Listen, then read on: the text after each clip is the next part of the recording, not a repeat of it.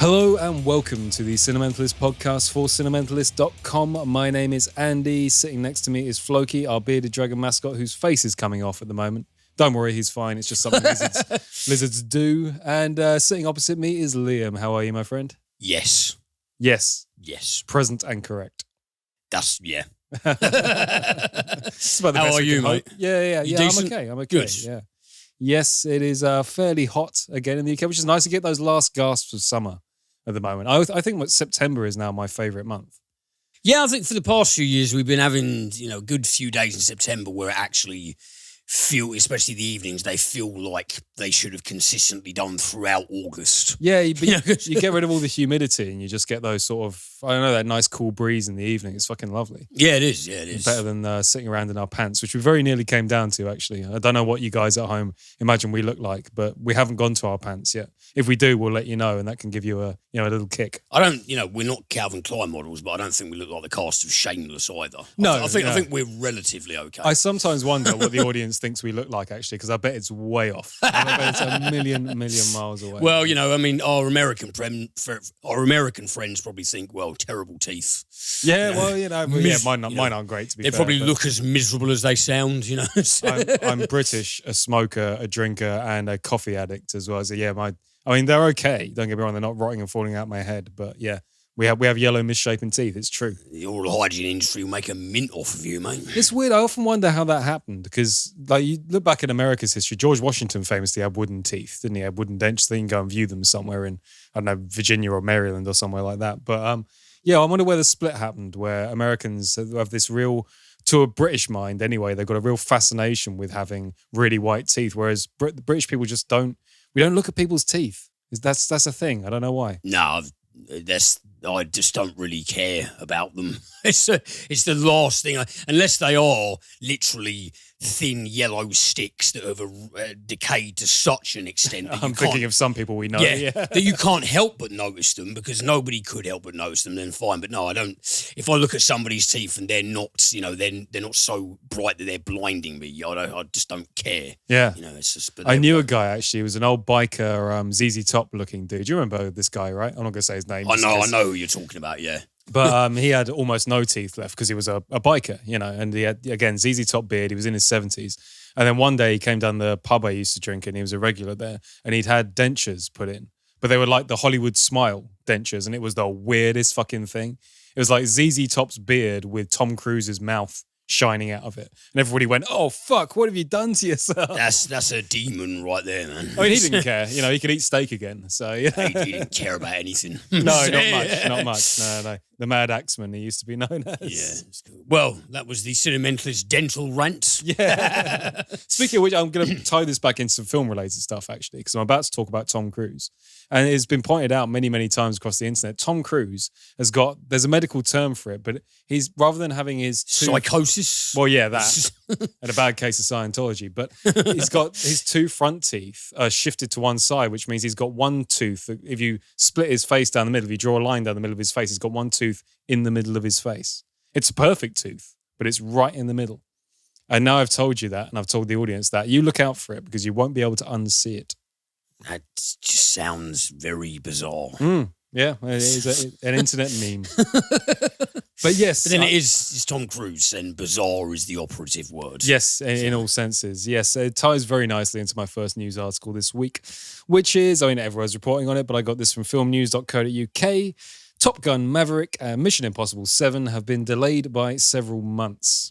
Paramount Studios have announced an overhaul of their release schedule due to concerns about the highly contagious Delta variant of coronavirus, which has swept the globe, and despite recently showing clips from both Tom Cruise blockbusters at CinemaCon, fans will now have an even longer wait to see the films. Top Gun Maverick, which had originally been scheduled for release on 24th of June 2020, is moving from its planned pre-Thanksgiving release of 19th November this year to 27th of May next year.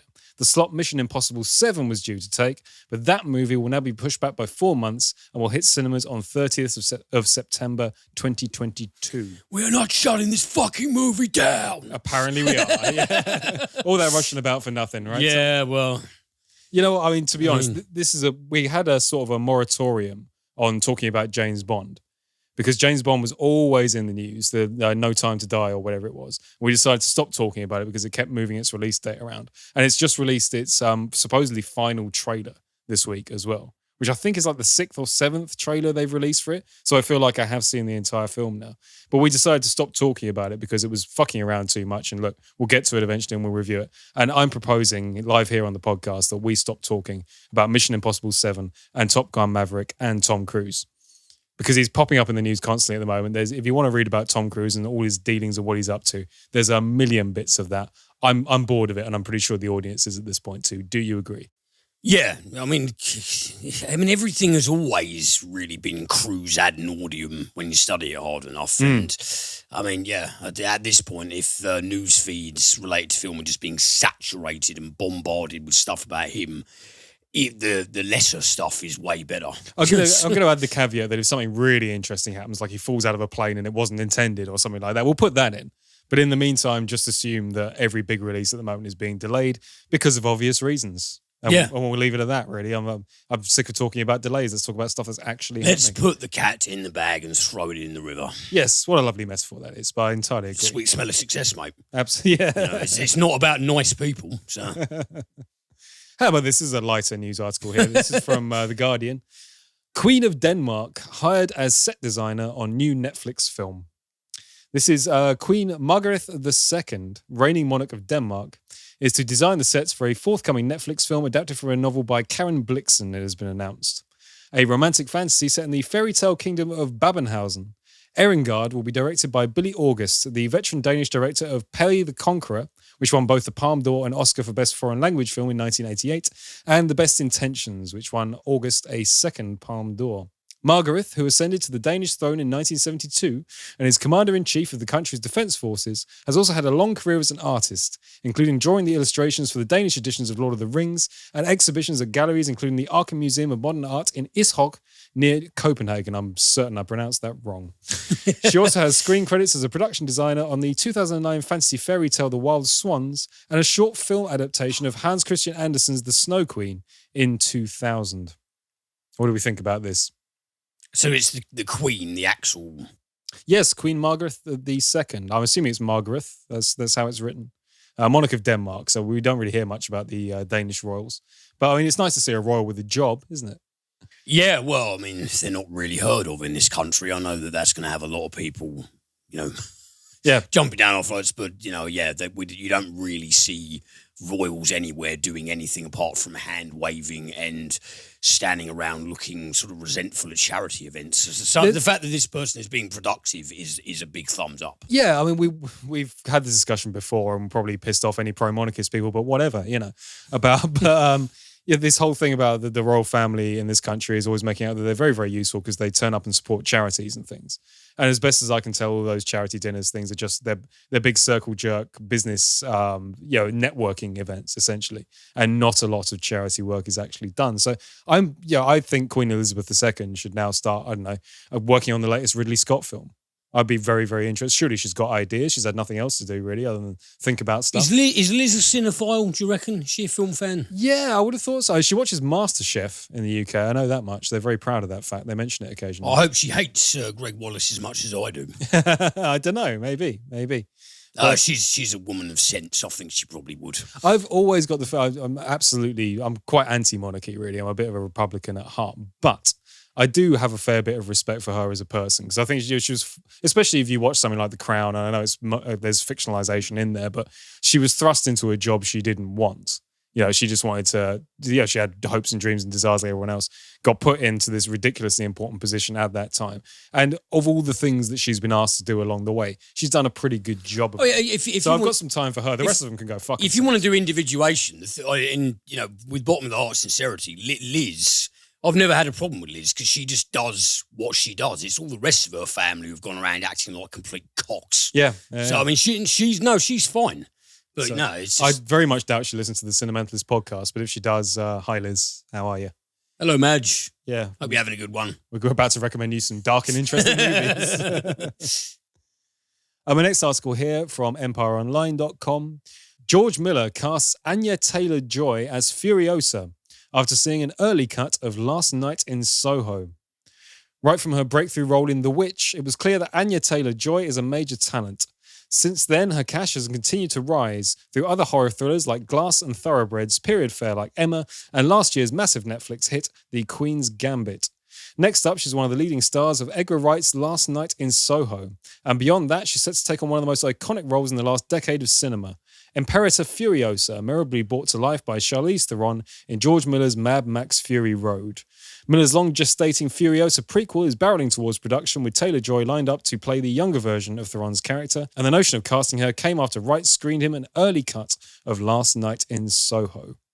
You were a big fan of The Witch, weren't you? I absolutely love The Witch, and I thought that Anya Taylor-Joy was great as Thomasin. It was the first and lamentably the only thing I've seen her, and I'm ashamed to admit, but I haven't actually seen Thoroughbreds.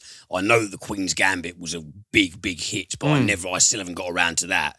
But yeah, just from The Witch alone, I thought that she had really, really vast potential as a performer. And yeah, she's been picking up. Picking up a lot of momentum. So I mean, this sounds interesting. Yeah, it's a bit remiss of me, this, actually, because I really, really loved Mad Max Fury Road, and I loved Charlize Theron's performance as Furiosa. But I knew all the way along that Furiosa, the standalone film, was going to be a prequel. But I always assumed somehow that Charlize Theron was going to play Furiosa in it. What about you? Yeah, because it's just it makes the most sense. Yeah, I think she still looks. She hasn't visibly aged. I think like Charlize Theron, it's one of those instances where such and such is such and such. I just don't know when you say the name Furiosa.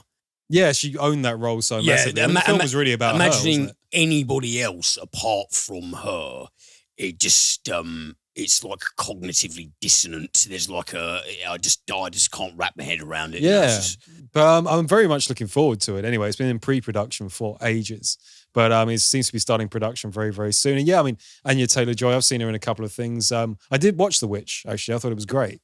When did you watch it? A couple of months ago.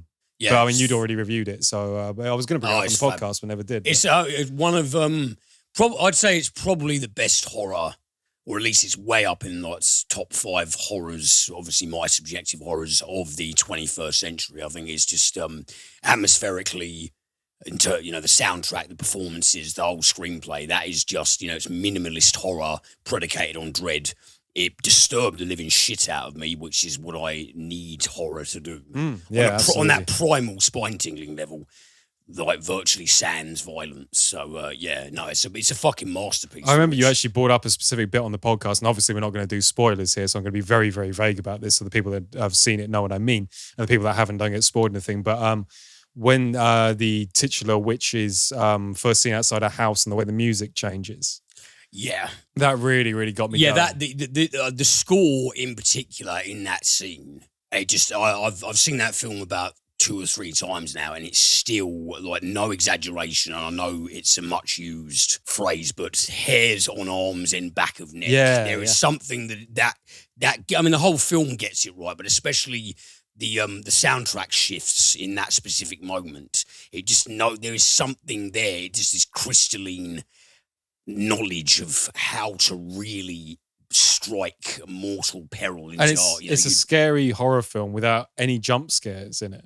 It's all just chilling moments. I so much prefer that. It's so much more intelligent than just making something go boo. And as well, we've talked about it before, but I find a lot of modern jump scares in particular, I find myself being more irritated by them than scared by them.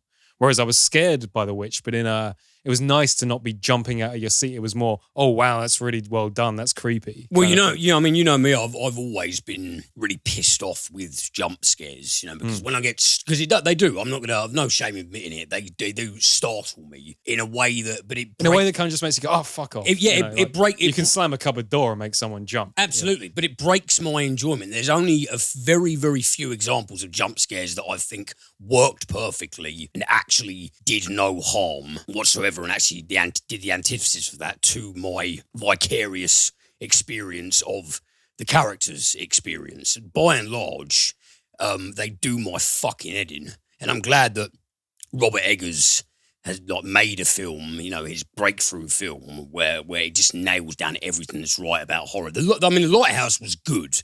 was nowhere near as good as The Witch. But but he is he's got an impeccable talent for that. So I don't know how frightening The Northman is going to be, but. Oh, I've forgotten about that. Yeah, we covered that before, didn't we? Yeah, no, I'm hyped about it again. Viking Revenge Saga. And like, that's the thing, The Witch... Do we have a release date on that? I haven't actually checked in a while. Yeah, well, you say what you're going to say. I'm going to look it up. The Witch was outstanding. The Lighthouse was very good. So, I mean, like, Witch outstanding. Witch was 10 out of 10. The Lighthouse I'll probably give, I don't know, 7.5. Lighthouse was very good. But, they were both horrors in their respective ways. But The Northman's, it doesn't, it sounds like it's going to be a historical thriller, I guess you'd say. And I'm really interested to see that specific subgenre tackled by Eggers. I've got a release date here, actually. I imagine this is tentative, like all release dates are at the moment, but this is apparently going to be released on April the 8th of next year. So not that far away. Well, fucking... As you get older, mate, time just passes and passes. That'll come around for us soon enough. Yeah, one of the nice things about that is film seems to come out sooner than you think. We'll be reviewing it in no time. Absolutely. Okay, yeah, a bit of a short news segment this week, but again, not much going on. Can I just mention one that I read about earlier very quickly? Have you heard about this upcoming film called Free Guard? Oh, it might have gone remind me. James Norton is going to be in the title. It's based on the real story of this guy. I think his name was... it's Robert Henry Freegard. He was a car salesman and a bartender in the 90s. And he basically duped loads of people into handing over their life savings by pretending he was an MI5 sleeper agent and that he was working to take down the IRA. And he just seduced loads of women and roped in all these very vulnerable, gullible people and just... made them hand over all of their life savings and just made them buy into this notion that their lives were in mortal danger because he was like a lone wolf working to take down the Irish Republican Army in their cells in the UK. And just this really bizarre, elaborate con that went on for years. And they're dramatising it, and I think it's coming out pretty soon. I just think as a story... a real-life story, it's fascinating and sad and just very, very weird indeed. So, that sounds really, really intriguing. Yeah, that's because it sounds like a break from your typical, con artistry. This guy put a lot of effort into a very, very complex and elaborate and rather capricious and unstable yarn. But the effect that it had on people was absolutely diabolical. He was going around the world and enjoying their finances while they were literally living on a couple of quid a week and sleeping and squatting because they believed him. So, I mean, it's just it's one of those tales where you're like, how the fuck could that possibly have happened in reality? Yeah, but that's an upcoming one that I was reading about, and I thought it sounded very fascinating indeed. And James Norton's done a few things that I think are pretty good, so I'm going to be on the lookout for that one because I really want to see how they handle that. Yeah, awesome stuff. Well, any news on that coming up, any more tidbits or whatever? Then, then we'll read. Yeah, I'm going to be surveying it. Yeah, Liam does the news. Check that out. Okie dokie then. Well, back to our usual programmed schedule. Liam, of course, has a couple of films to review this week. I'll let you run, mate. We can't rock the boat too hard, can we? I feel very trepidatious about ever doing anything that you usually do. Well, I have rocked the boat a little this week in that I've got a film to review rather than TV. Oh, you do? Oh, okay. Well, so you get 3 films this week. Yeah, I'm always quite excited about that. Yeah. Well, first up, okay. No Man of God is a new release that I tucked into. So much ado has been made in recent years regarding programs, whether they be web series or motion pictures or documentaries that they fixate on the life and crimes of Theodore Bundy. Yes, you've had you've had the Zac Efron one, extremely wicked, etc., etc. The Ted Bundy tapes. The Ted Bundy tapes. That docuseries that keeps it's very, very good actually. That keeps still flashing into the Netflix. I think there's at least been a couple of others as well. He's been coming. I think since 2017, 2018, he's been.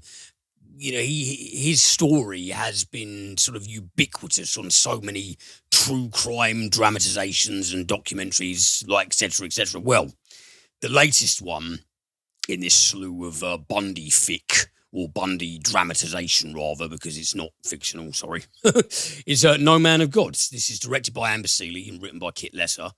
And this introduces us to Bill Hagmaier. Now, Bill Hagmaier was one of the 5 original members of the FBI's Behavioral Analysis Unit. He is, alongside John Douglas, the guy who was, his book Mindhunter. I was going to say, he crops up in Mindhunter. Bill Hagmaier is obviously, next to John Douglas, essentially considered the best profiler in the world. And between 1984 and 1989, when Bundy was executed, Hagmaier spent untold hours sitting with him and conversing with him, talking about everything under the sun to try and get a better handle on why people like Bundy do what they do. And is there anything we can harness? Is there anything that we can take away that might help us provide better preemptive action, better care, just better overall, just better meta-analyses of everything, that it will maybe put a dent in the way that these kind of people operate, and put a dent in the number of people who unfortunately go missing, lose their lives because of these predatory personalities. So Bill Hagmaier is played by Elijah Wood. Now, I don't know how this is going to come out, because I do mean it in essentially a good complimentary way, but Elijah Wood is essentially just being Elijah Wood. Elijah's fine. He's I've never really had anything against him, but whenever I see Elijah Wood, I've never thought that Elijah Wood has given a bad performance, but I always see Elijah Wood. Even in stuff I've really liked. Particularly versatile or range-based. No, that's necessarily a bad thing. Lord of the Rings, which controversially I'm not a very big fan of those films, but as Frodo, he does the business. Quirkier sort of the horror films like Come to Daddy.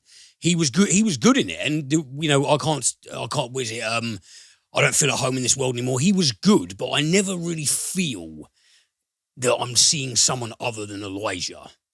That being said, as Hagmaier, as this sort of perpetually stressed out, pensive, worried FBI agent who is trying to do some good by sitting with and conversing with Bundy, and going sort of pedal to the metal, like with regards to his work, because he's well aware that Bundy, right from the go, is trying to manipulate him, but he just plays along with it, and he capitulates to Bundy's mind games because he just wants to see what he can mine, what he can extrapolate from these interactions. So, largely the film consists of an interrogation room with Bill and Ted talking with one another about their respective backstories, what their lives were like growing up, why Bundy may or may not have committed his crimes, because Bundy obviously initially pleads innocence, and then he tries to say, it wasn't me of my own volition, my mind was polluted by softcore pornography, which he later recanted and said it was all bullshit,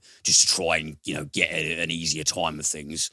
But the thing that really drew me into No Man of God, and the thing that kept me hooked and I think made it somewhat special, is the performance of Luke Kirby as Ted Bundy.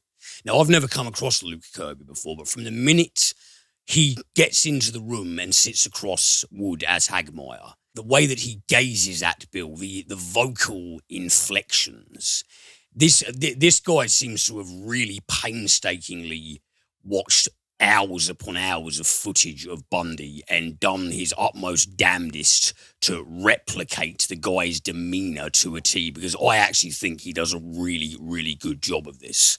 Because, you watch taped interviews and you'll notice that when Bundy's talking to people, he does a lot of leaning forward with both forearms on the table, when he'll be looking down a lot and then looking at them and sort of turning his head to look at them. These very, very sort of predatorily quizzical gazes where you know right off the bat that he's thinking to himself, I've got a new thing to play with, albeit completely psychological. So obviously, he all he can do is fuck with Bill Hagmaier's head as opposed to doing anything physical to him. But I think that Luke Kirby's incarnation of Bundy,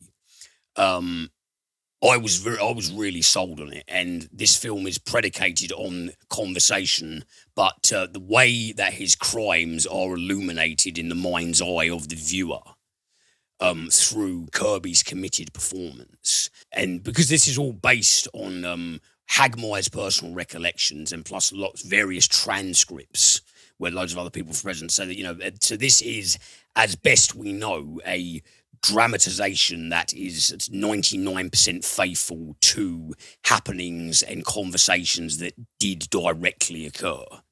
And is it the best in this long line of Bundy fixated media phenomena? Well, probably not. But I think that what Kirby does as Bundy, the sort of chemistry, the twisted chemistry between Kirby and Wood as Bundy and Hagmeyer respectively, the way that Kirby feigns Bundy's own feigning, because towards the end when Bundy lost his appeal, they shave his head and he's due for the chair at any minute, and he has these sort of completely capricious outbursts and erratically claims to have found a purpose. He really wants to help. He really wants to do some good before he dies, and he has these manic states in which he expresses that sentiment very forcefully, but then recoils. And the going consensus is that was all just part of the psychopathy. It's all part of the game. It's all part of his narcissistic fuel. But the way that Kirby executes that in the film, it is convincing and it is riveting. And all in all, even though it's only got that one real key performance, just the one key performance that really sucks you in, the supporting cast are good. Elijah Wood does do a good job as the sort of, the learned man who still has much to be exposed to. And at least the way that he portrays the effect that this has on Hagmeyer is subtle, but it does work as well. So I don't want to be too unfair. I didn't want to make it sound like I think Elijah Wood gives a mediocre performance, because I don't think he does. He gives a very, very serviceable one. But the one person that stands out here, and again, it's the first time I've seen him in anything, is Kirby. So, I mean, if you want, it's a slow burner, and it pretty much only consists of conversations. But that driving force that the character of Bundy gives it, the character in context of the film, I think it actually makes it really worth a watch. You know, there is this pervasive sense of doom built. You never really feel empathy for him, especially if you know everything he's done going in. But the film is very, very careful about never making him seem like a monstrous entity. It replicates things that he actually said and the ways that he actually said them. You can tell that this man is clearly an absolute undiluted case of antisocial personality disorder, but he still is just a man. You know, the film dramatizes his personality quirks and his pathological behaviors, but it doesn't make him seem like a devilish mwahaha at all. It doesn't go down that ridiculous road. So, if you're interested in the Bundy case, you're just interested in serial killer docudramas / dramatizations in general, No Man of God is actually very interesting. And I think Luke Kirby's portrayal of Ted Bundy is probably the best fictional portrayal of Ted Bundy that I've seen. And yeah, I'd say it's better than Mark Harmon's and better than Zac Efron's. Really? So it's definitely, it's not going to blow your socks off, but yeah, definitely the best fictional portrayal of Bundy that I've seen. And it's well acted and it's interesting and engaging. It has very interesting directorial choices made in it.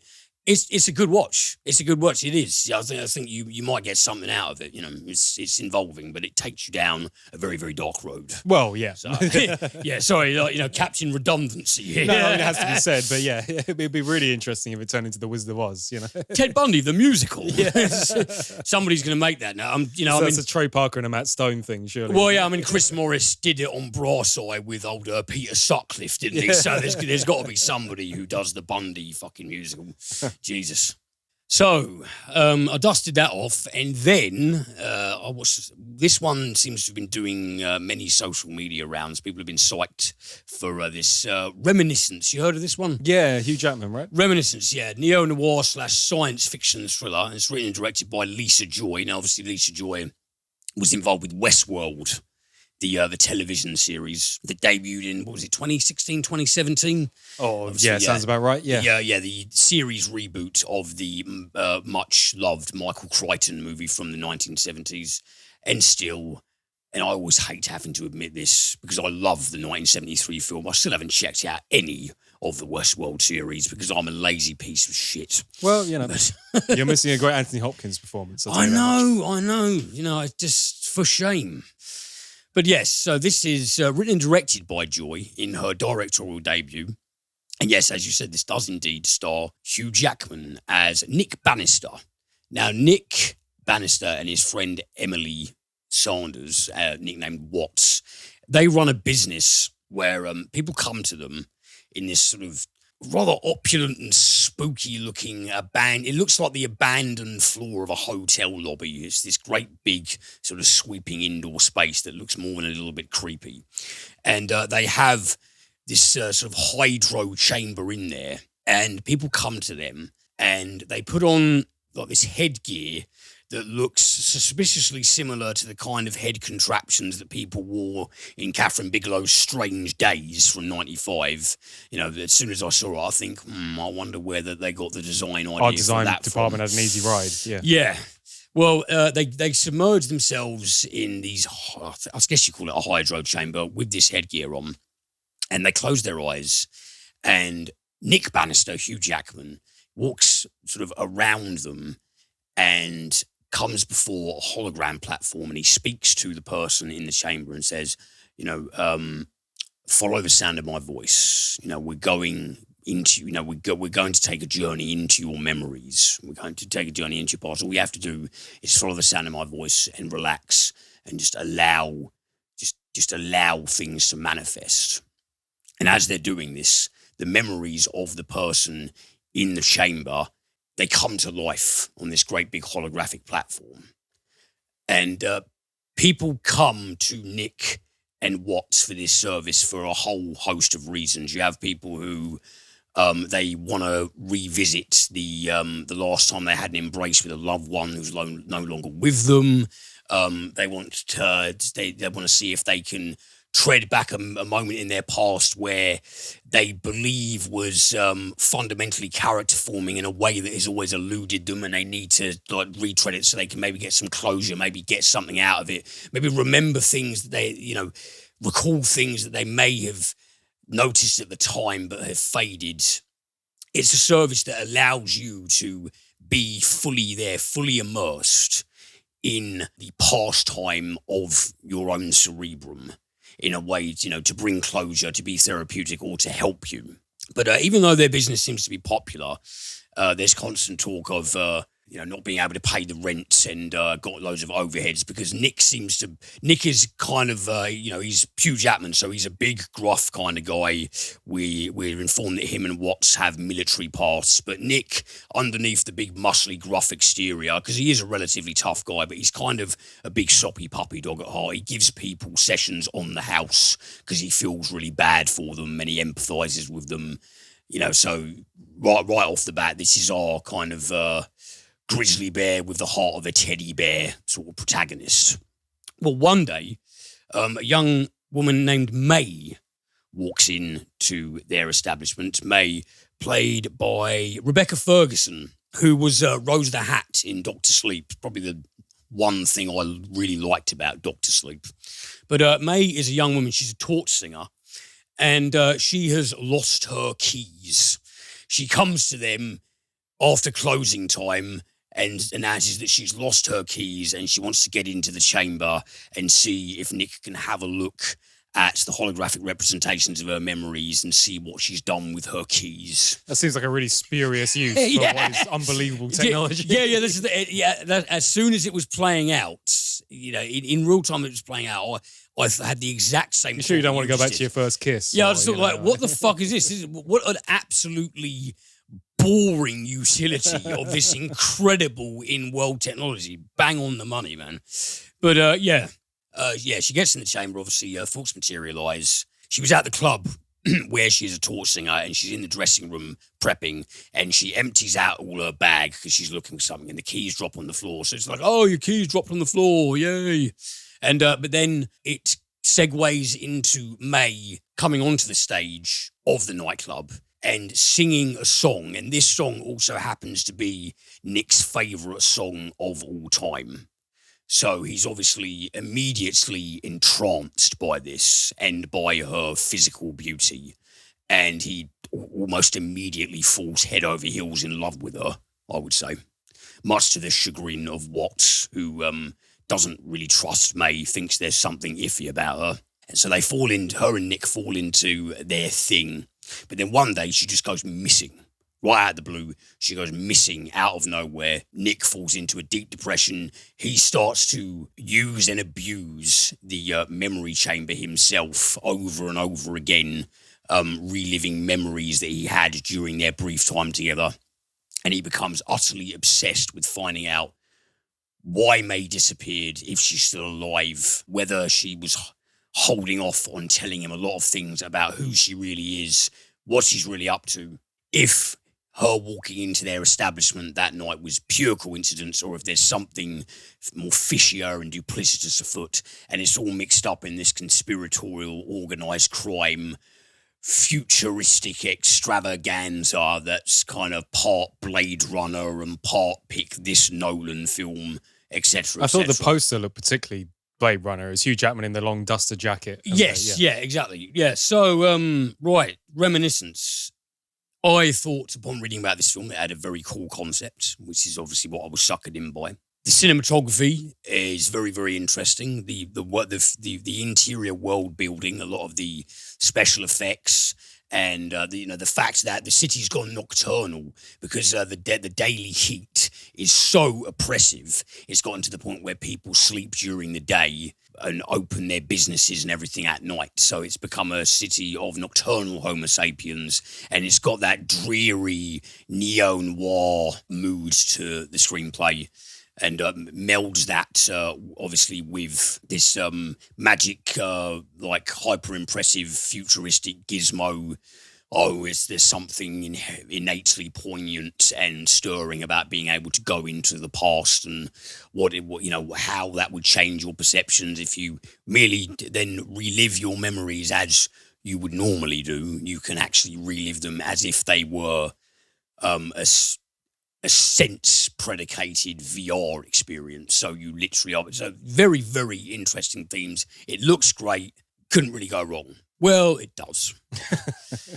This film is so boring and convoluted with not one gripping, believable performance to get your teeth sunk into. Says Hugh Jackman, who I loved him. I had no problem, no quarrel with Hugh Jackman as an actor at all. I thought he was fantastic as Keller Dover in Prisoners. I really loved him in Logan. He's done loads of things where I thought he was great. The guy is talented. And he is making an effort here, but he's making an effort with one of the lamest, corniest fucking scripts that I have witnessed in such a long time. The dialogue is so rote and unimaginative and so machine-like and so, it's only just above average soap opera tier. And it's throughout all these narrative strands, it's got these subplots, it just throws them all at a wall in this great big bubblegum-like cacophony. It just goes, oh, yes, we got this and this surprise and this surprise and this. Oh, I bet you didn't see that coming, did you? And it's like, oh, God, Nick didn't know this. Oh, what's he going to do about this? Oh, my God, was May actually a drug? They've got this drug called Bacca. There's some bizarre hallucinogen that's, I think it's intimated to be however many 100 times more addictive than heroin. Very, very easy to get hooked on. And so this is very Neuromancer light. Then, are we saying? Yeah, I suppose that's a good comparison. But every cyberpunk future has to have a drug that everyone's addicted to, but now it's legalized. But some people are overdosing, and is there who's supplying the drug? And it's a big cyberpunk cliche. It weaves or it tries to weave all those threads, but it does it in this. It just rushes the fuck out of it. It throws so many things into the blender at once, and it also doesn't seem to be able to decide whether it is a neo-noir or whether it's an action thriller, because you have Hugh Jackman as Nick, this sort of tormented and taciturn and gruff, but fundamentally still kind of decent sort of chap who has a bit of a checkered past, but he's all right, really. And he's just sort of typical neo-noir hero. But for a lot of it, he functions almost, he's got the demeanour of sort of like a neo-noir PI. He's grizzled and he doesn't, let too much of himself on. And is he going to find the girl or find the MacGuffin or whatever the fuck? And, is he going to take down the goons? And it switches in between that and him just being this badass action hero. I know I mentioned that his character was a military veteran, but tonally, it's just ridiculous. It doesn't know whether it wants to be the new Blade Runner or the new Vin Diesel film. It just like goes into all these stupid scenes of Hugh Jackman's having his arse kicked, but then he starts kicking the guys, and it's just like wah, bang, brute force fighting, bosh, and then Nick, you got to stop chasing me. You're wasting your life. It was a god awful fucking mess. I could not wait for this film to end. It's so overly ambitious. It doesn't succeed in any of those ambitions. I hated watching it. It was torturous to watch. Please stay away from this film. It's got really great ideas and it looks really good. And atmospherically, they seem to get some stuff on, but all the sheen, all the veneer is there. But trying to tie it all together, trying to make it this organic shoot off into this wonderful world of its own, highly imaginative, revolutionary sci-fi tale, it fucking tanks so badly. And I feel really, because there are other people who are obviously long-time Westworld fans who are really psyched for this because they're thinking, oh, Lisa Joy, it's her writer-directorial debut and she's just sci-fi and it's got such a really cool synopsis. So let down. It's really bad, man. Yeah, well, honestly. That's a shame. Yeah, because as you said, I mean, the premise sounds great. I like Hugh Jackman too. But it sounds like it's dropped the ball massively. I know I'm sounding like very, very, very opprobrious here, but it's because it had such a tantalizing and thought-provoking theory as a plot, but it just does it pick up the ball and run with that ball for any amount of time with regards to exposition? And the implications, the emotional implications, and the long-term implications. No, it doesn't. No, it's an absolute failure, and it's one of my most disliked films of the year so far. I thought it was rubbish. Fair enough. So yeah, 0 stars. Stay away from that one. Please. Okay then, well, as I stated earlier, no TV of the week this week because I watched a film over the weekend. A film? Yeah, and I wasn't really intending to review. I thought maybe I might end up doing it on the premium, but then I watched it and I thought, no, I need to talk about it. So we're going to talk about it now. And this is The Tomorrow War. Currently available on Amazon Prime in the UK, and I believe Amazon Prime just about everywhere else, really. It seems to be I'm not entirely sure, actually, if it was an Amazon Prime original, but it seems to be something they're picking up and pushing very, very hard anyway. And it stars good old Chris Pratt. What are your thoughts on Chris Pratt? I liked him when he was in Parks and Rec. Yeah, that's about Guardians of the Galaxy. I would say was fairly good as well. But that seems to be just about where everybody stands on Chris Pratt. In all honesty, I don't mean this if I could give the most truthful answer to your question, when you say what are your thoughts on Chris Pratt, I don't really have any. I don't really think, because the guy just hasn't really made that much of an impression on me. He's just there. I've just looked up, actually. I should have done this beforehand. It was originally set for theatrical release by Paramount. But after the whole COVID thing, it's been acquired by Amazon and is therefore theirs now, and they're touting it around as is their original work, like Amazon has a tendency to do. But anyway, yeah, let's get on to some plot setup with this. Well, we first meet Chris Pratt, of course. He's playing James Daniel Dan Forrester Jr. Fucking hell, that's a mouthful. Yeah, we'll call him Dan. Call him Dave Smith or something. We'll call him Dan for the rest of this review. Everyone else does. And he is going to a Christmas party in Middle America set in the modern day. And he's coming in with presents and gifts and things, walking through the door. And there's a lot of people at his very nice suburban home, all having a Christmas party. And on in the background is the World Cup, of all things. It's Americans watching soccer. And everyone's having a nice time. Drinks flowing, the buffet table's going, everybody's in like a Christmas upbeat spirit kind of mood. But good old Dan is a little bit distracted because he is currently a biology teacher. And he lets it be known very, very early on that he comes from like an ex-military background. So he's back out the military, and he's now working as a biology teacher, but not feeling particularly satisfied about it. So he has a phone interview coming up very, very shortly, and he's a bit nervous about it. And his wife and his young daughter, she's about 8 years old at the time, are very being supportive, but they're also having this big family party, and he's rushing around trying to sort out all their little, she's upset that no one's eating the tuna thing she made, and it's all very middle America suburban life. Yeah. So Dan goes outside to take this phone interview for the new job, and unfortunately he doesn't get it. And he knows the interview went badly, and he kicks the shit out of a bin, as you do. And goes back into the party and sort of keeps a lid on it for the sake of his family and for the sake of the guests at the party. Oh, well, never mind, things will come up in future. And so he sits down on the sofa with his daughter to watch the World Cup. And the party's turned at this point because it's a very, very exciting game. And he's having a conversation with his daughter, and she's doing that childlike reassurance thing where she's going, "Don't worry, Dad, things will turn out all right in the end." And he says, I just feel like something special is going to happen in my future. I'm destined for greater things. Well, as he's saying this and watching the World Cup, one of the players grabs the ball and streaks off down to the other side of the pitch. He's going to score. It's going to be very, very exciting. Everybody is now wrapped and screaming at the television. When suddenly, on the pitch, a huge purple rift appears. And out of this rift comes all of these sort of futuristic special ops soldiers, one by one by one, and a woman leading them. And everybody's astounded and watching, and jaws have dropped and going, what the hell's going on here?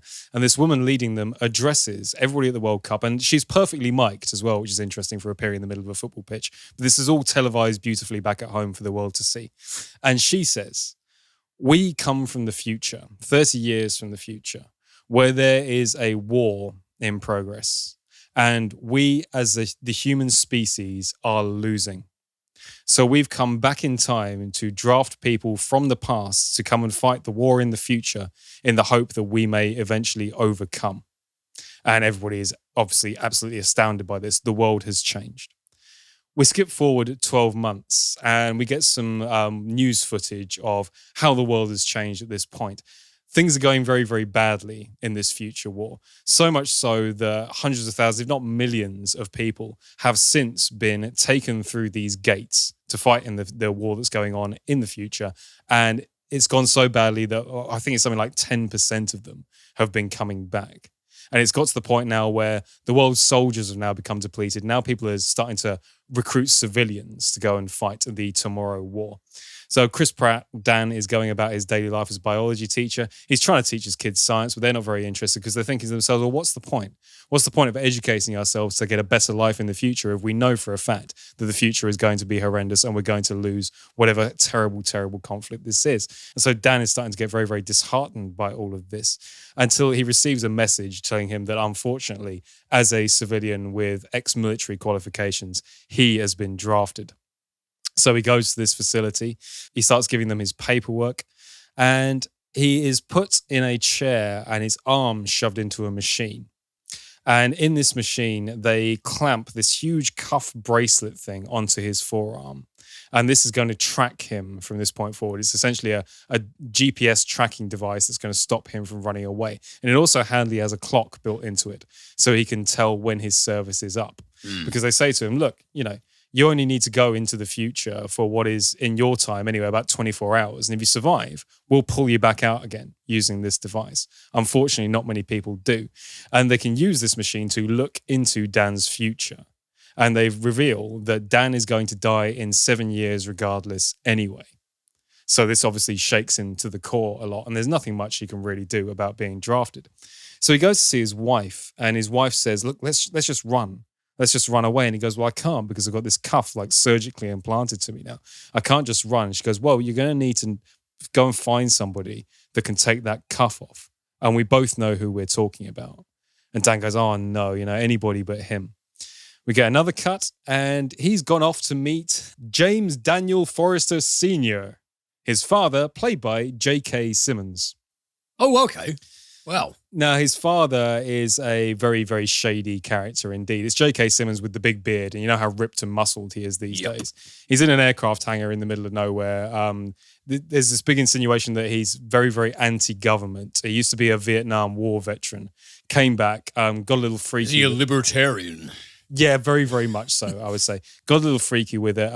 Dan didn't want to go and see him because after he got back from the war, he essentially isolated himself from the family, therefore wasn't a very good father to Dan. But Dan turns up with his cuff and says, look, if anybody can get this off my arm, you can.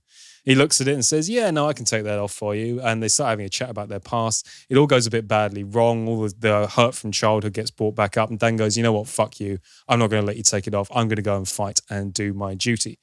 So he goes back to the training facility with a bunch of other recruits, and their training is virtually non-existent. It is essentially that there's no point putting months into training you guys when only 10% of you are going to come back anyway. So you don't even need to wear a uniform or anything. We're basically going to give you a bulletproof vest and a gun. We're going to form you into teams. You're going to get picked up into this dimensional rift, and you're going to get dropped into the war. Fight as many of the enemy as possible, and if you survive, we'll pull you out in 24 hours. So Dan and a few friends he's made along the way, and obviously I'm skipping forward a little bit here. There are a few comedy side characters with him at this point. They all are in the middle of the night, sleeping in their bunks when they get a call that they were supposed to drop the next morning, but something's gone horribly wrong in the future, so they need to be dropped in now. So they all gather in this big, like arena-sized hall and stand a certain distance apart, which is probably for COVID social distancing reasons. And they are essentially sucked up into what I can only describe as a gigantic interdimensional rift space hoover. They all get sort of sucked up into the ceiling. And as they're going up, their commanders are telling them, don't worry, be ready, because when you come out the other side, you're only going to be between 10 and 8 foot from the floor. So there's going to be a bit of a drop. When they drop in to the other side in the future, once they've gone through this interdimensional portal, they're not 8 to 10 feet from the floor. They are above the skyscrapers of Miami, very, very much up in the air. And they all fall, most of them obviously falling to their doom on this very apocalyptic landscape beneath them. Thankfully, Chris Pratt and a few of his mates managed to land on the top of a skyscraper that just so happens to have a swimming pool on it. And this is shown in like a pre-credit scene as well. The first scene you actually get of Dan is him falling through the air. How far, all this exposition you're doing, how far are we into the film at this moment? We're about 20 minutes in. Okay, at this point. Okay, but anyway, Dan has survived and a few of his mates around him have survived. They've all landed in this swimming pool. They now have to fight through the apocalyptic, ruined Miami against this mysterious foe. Let me actually stop the exposition here and start talking about one of the very good things about this film. The mysterious foe, as I'm sure you've been wondering throughout this review, the white spikes, as they're called, are these sort of white tentacled monsters with huge jaws that are able to, they leap and bound and claw and scratch and tear their way around the landscape. No one knows quite where they came from. No one knows if it was an alien event or whatever. That's revealed later in the film. But all of a sudden, one day, they just turned up en masse and started massacring the human population. And this is why the Earth's population at this point has gone down to, I think it's 500,000 people, which is why they decided to use their technology to go back in time to get more people in the hope of defeating the white spikes. The white spikes are genuinely scary and genuinely terrifying. Yeah, really, really got me, actually. They're animated beautifully, and they sort of shudder and roar and twitch and shake. And there's several, one of their first reveals is in like a staircase. And there's a like tight corridors going into a staircase. You get this set piece where they break through. And to see the animation work and the CGI and just the level of effort that's been put into them, they are really, really, they sort of make you pull back from the screen a little bit. And as the fighting goes on, it's revealed that it's not just, I mean, to be stuck in a building with one of these things is kind of like being stuck in the building with a xenomorph, right? But once everything moves outside, you realize that Earth has been overrun by these like a swarming plague. They're like hornets. Just one of them is massively dangerous. The Earth is overcome by hundreds of millions, if not billions, of these creatures. This really is the war to end all wars. And while Dan is in the future, he meets up with someone from his past who I'm going to obviously keep stum about, and finds that there's more of a tie-in to what's going on in the future than he first anticipated. So you're sort of okay with the exposition on that? That's kind of a lot. Yeah, as in like, there's more to come. Yeah, it's just like that sounds like. You're okay. The premise is that a terrible war against monsters in the future. They're actually going back in time to grab people to come and fight the war in the hope that this won't eventually happen. Oh yeah, no, yeah. It's from your description so far, it just sounds a little bit like bang, bang, bang. Right. Well, I'm glad you understand the plot because the film doesn't.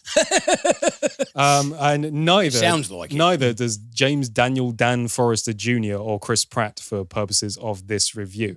I mean, let me give you an experience of what it was like for me to watch this film. I watched the first third of it with one eyebrow raised, going, this is actually a fair bit better than I thought it would be. Once the monster reveal got there and everything, I thought, wow, those are actually kind of chilling and terrifying. This is actually really well done. It looks great as well. It's got some huge action set pieces in it that are really lavish, I would say, and very kinetic and energetic and all those things you want out of a good set piece. That was the first third of the film. Second third of the film, I watched it with my hands on my head, yelling at the screen, because it doesn't have plot holes, this film. It has plot chasms. It has big gaping wounds in the plot where it's like, whenever we review time travel stuff, we're always quite forgiving on the podcast because time travel is inherent in in terms of a conceptual thing as being broken.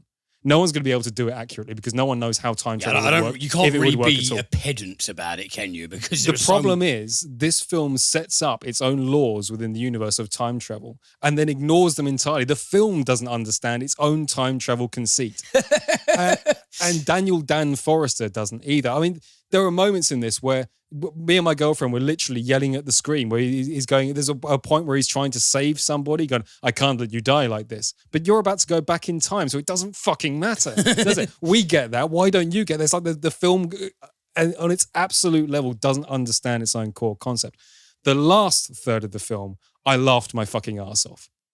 I was howling with laughter because the film actually ends at the end of Act 2. A momentous event is achieved that essentially means, oh, well, you've done that now. And everything's because then obviously after this, that will follow, and then that will follow, and then that will follow. And the monsters will be defeated at this point, and the film can be over and it ends. No. It's like the film suddenly decided, oh shit, hang on a minute, this is only an hour and a half worth of content. We promised Paramount, I think it was Paramount, wasn't it? But eventually Amazon in this case, they want a third more of a film. Shit, well, how are we going to get past that? Rather than rewrite it and rather than sort of stretch out and make Act 2 into Act 3 and then put a middle act in, but put some extra stuff in, some extra character work or something like that. No. What we'll do is we'll write a third act into it that doesn't need to be there in the slightest. It's like the film runs out of concept and then decides, fuck it, we'll go and do Alien instead. And so what you get then is everybody going off to the Arctic to do Alien for a bit. And you get an action with one of these white spike things. Yeah. And it is literally doing Alien at that point as well. I mean, it is as close to Alien as you can possibly get. Despite the fact that everybody knows rationally the film should have ended by now. They just decided to have all the characters ignore the fact that rationally the film would end here because we've still got a third act to get through. And you end up with this huge fight action sequence at the end that is so funny. It had me howling in my seat. Tears were running down the side of my face. You know what's a good comparison to this film, actually? What? Geostorm. Oh, wow. Gerard Butler. Yeah. They took the weather and they turned it into a gun. It is that stupid. It is that silly. And there's some really horrible theming going on in here. So one of the things that the film tries to play with at certain moments is the concept of PTSD.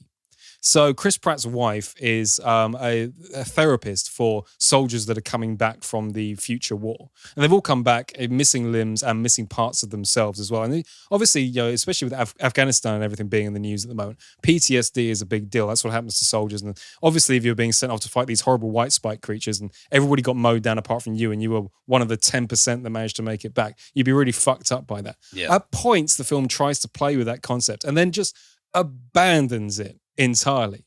There are points where I thought, oh, actually, this is going to try and make a point about how people change through the horrors of war. No. We're just going to allude to it a bit and then go, hang on a minute, Act 3 needs to come up. Let's bring back J.K. Simmons.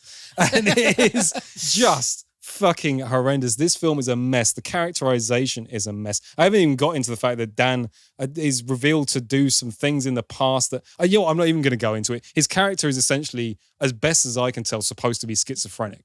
Because it makes no sense whatsoever as to what he was supposed to have done in the past to piss off the person in the future. I mean, I'd have to go into spoilers to explain what it is. You'll watch it and you'll see what I mean. The characterization makes no sense. The plot makes no sense, which is normally fine in a time travel thing, except the film doesn't even understand its own fucking conceits that the audiences are supposed to go with.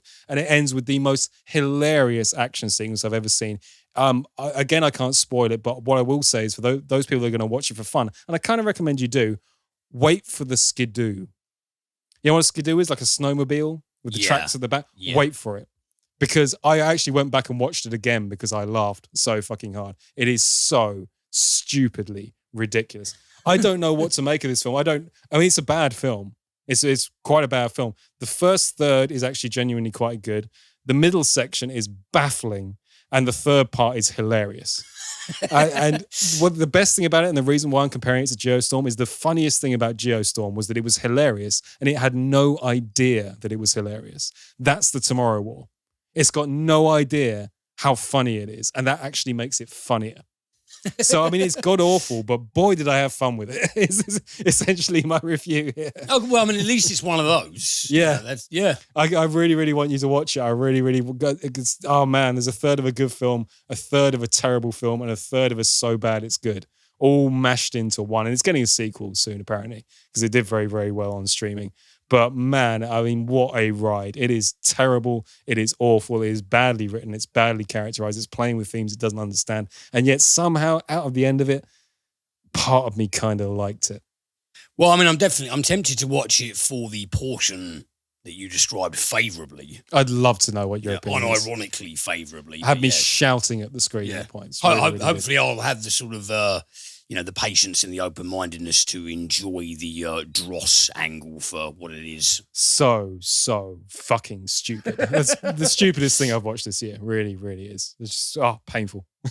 And how would you summarise, Chris Pratt's performance? Oh, you know what Chris Pratt's performance is. It's the same character he always plays. Yeah. It's the kind of goofy, lovable guy that's actually capable of really serious army stuff when he needs to be. That's who Chris Pratt plays. He used to just play the funny, goofy guy, and then he got ripped for Jurassic Park. And ever since, he's played the same character again and again. So that's what you're going to get there.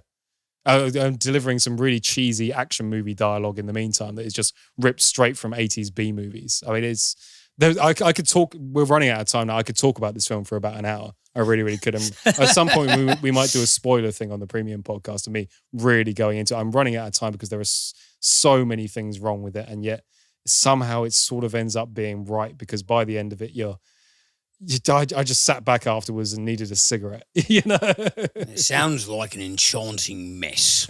So yeah, that's a good one for the poster. I'll get stuck into that one. Right, yeah. As I said, we're running out of time, but let's finish off with some trivia, as we always do. I thought, based on your review of, what was it, Reminiscence? Reminiscence. Yeah, and I was debating earlier how the hell I'm going to say that on the podcast. Reminiscence. Yeah, it's one of those made up stupid words, isn't it? But anyway, I thought I'd do some trivia on memory. Oh, okay, cool. Yeah, I couldn't really think of much else to do this week, and actually memory is a very interesting subject. Yeah, it is. Ties in with the film, even though the film was terrible, according to your estimation. Do feed me some facts, sir.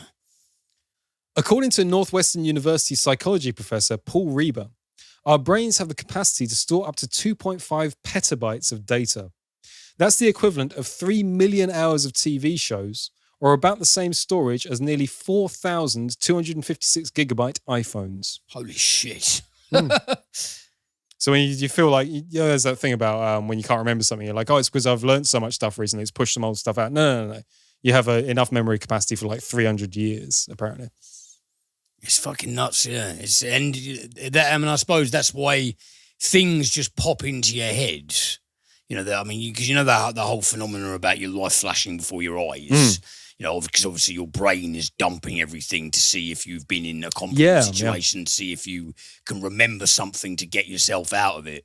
But I suppose like when something just hovers into like the forefront of your mind out of nowhere, I guess it's just some sort of trigger that nobody would notice. You have no conception of. It's that actually ties in nicely to the next bit actually, because this is about triggers to your memory. Entering or exiting through a doorway serves as an event boundary in the mind, which separates episodes of activity and files them away, psychologist Gabriel Radansky told Live Science. When he and his team studied the difference between subjects moving objects between rooms versus subjects moving objects in the same room, he found that people were 2 to 3 times as likely to forget what they were supposed to do after walking through a doorway. So yeah, apparently this is every time you walk, that thing when you walk in a room, you can't remember what you came in for. Yeah. Apparently your brain literally views doorways as a signal to file away everything that was in the other room and concentrate on what's in the new room. Well, that's annoying. Well, yeah. But that's why that happens. Interesting, I thought. Jesus. That's pretty, I mean, that's nuts, man. How many times have you gotten frustrated with yourself for procrastinating on an important assignment? Well, don't get too upset, because research indicates that procrastination is actually an important tool for getting things done. When we're not actively focusing on something, it allows your subconscious to work on ideas in the background while you do other things. This effect is particularly noticeable during menial tasks. Ever wonder why you get so many eureka moments in the shower? Oh. Yeah, apparently when you're doing often right before we do the podcast, I always clean the kitchen down. I clean everything in the kitchen because it helps me, as I'm just doing that menial work of like scrubbing away, it helps me put together what we're going to talk about in the review I'm going to do later and all that kind of stuff. So apparently procrastinating is actually good for your memory. Well, who'd have thought? All the naysayers, all the people who give procrastination a bad name, fuck you. In the mid-1600s, there was a piece of music composed by Italian composer Gregorio Allegri that could only be performed in the Sistine Chapel and was not to be written down for circulation. Up until 1770, only 3 copies of the work existed, but after hearing the piece just once, 14-year-old Wolfgang Amadeus Mozart was able to transcribe it entirely from memory. A few months later, the genius composer was called back to Rome by Pope Clement XIV, who praised his talents and awarded him the chivalric Order of the Golden Spur. Wow. I mean, as well, it's important to remember, the piece of music composed in the 1600s, that would have been a very, very long piece of music. Indeed. You're probably looking like 15, 20 minutes. And he remembered it just from hearing it once and was able to transcribe it. What a memory on good old Wolfgang. Fucking show off. And you know how I like to finish out with a funny one? I do. Well, I'm not going to finish out with a funny one this week. I'm going to finish out with a terrifying fact about memory. Oh, okay. Yeah, and this affects me and it affects you and it probably affects everybody listening as well. So pay attention to this one. Netflix and chill, more like Netflix and kill your brain cells, that is. One study published in Brain and Cognition magazine discovered that for every hour a person between the ages of 40 and 59 spends watching TV, their risk of developing Alzheimer's increases by 1.3%. That is pretty fucking terrifying, yeah. For every hour. Now, I mean, I'm 33 and you're recently 33 as well. But I mean, okay, so if that happens between the ages of 40 and 59 and 1.3%, surely in your 30s, then it's got to be at least 0.5%, right? I would have thought so. For every hour. I mean, I watch probably 20 hours of Netflix a week for this podcast. Looks like you're fucked. Yeah, well, yeah. And so is everybody else. I'm recommending. And me. You know, I don't get off the hook. What we're doing on this podcast is recommending ways for people to get Alzheimer's. Well, we are a pair of bastards. Yeah, well, apparently so. We didn't realize we were actually hurting people. But I mean, you know, I guess if we're all fucked, then we're all fucked together. I mean, who hasn't watched more than an hour of fucking Netflix? Is binge watching just going to mean that we're all like completely screwed by the time we're in our 60s and 70s? Very probably. Yeah, probably. You know, but, you know, it's ever since the millennium, things have just got exponentially more horrible for humankind. So it's right at home, that fact. What a ride, though, right? Indeed. So there you go. Sleep tight tonight, dear cinementalists. Yeah, have a think about that one next time you're on your Netflix watching binge. I know I will be. That's, yeah, what a note to end the podcast on anyway. Absolutely. Yeah, that was wonderful. We're going to go and record the premium content now. This week, I believe Liam has an extra take to do. Yes, I do. I'd never seen the second Wolf Creek, even though it was released some years ago now, and I was always a massive fan of the 2005 original. So yeah, I just wanted to talk about the sequel and how it compares to the first one, and the sort of the franchise itself, and the central character who I've always been an enormous fan of. I don't believe I've ever mentioned that universe on the podcast. No, before. I don't think you have. And it's just one that gives me quite a bit of a kick, even though it's a bit too insane for some people's tastes. I just thought it would be a bit fun just to give that one a nod. Yeah, cool stuff. Yeah, and then we're going to continue our comedy premium. Yeah, we're having so much fun with naming our favourite comedies last week. And obviously there's millions of them and we've only got an hour format to work in. So we've rolled it over to this week as well. And the ones I mentioned last week, even though I am an enormous fan of them, some of them were pretty damn dark, even though I do find them hilarious. Nobody in the audience expects anything less. No, but fear not, because there's a lot on the list that are actually just comedies where nothing necessarily super disturbing happens. So I do have some quote unquote normal ones. Even more fun. But yes, if you're interested in any of that, please do check out cinementalist.com for a link to our Patreon page. You can follow us on Twitter at Cinementalcast. You can follow Liam at... I'm Liam at the movies, and I'm at Wacko Jacko's Flicks. Lovely. Okay, well, that kind of wraps it up for us this week. I hope to see you on the free one next week, and hope to see you on the premium, of course, as well. Yeah, take it easy, guys.